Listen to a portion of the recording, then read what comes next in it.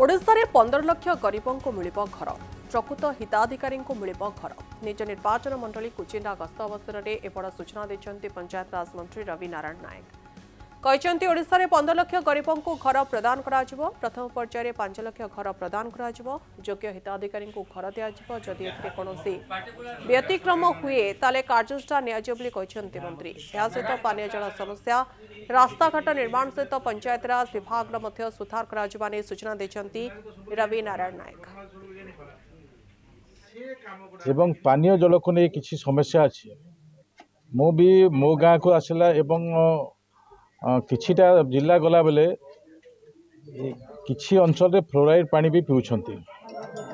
ए प्रकार भी समस्या देखा मिलूँ आम अंचल भी किछि फ्लोराइड पानी रो ये प्रकार अवस्था अच्छी तो से दृष्टि आगामी दिन में ये पानी भी व्यवस्था सुधरी जीव बोलिका मोर अनुमान होछि।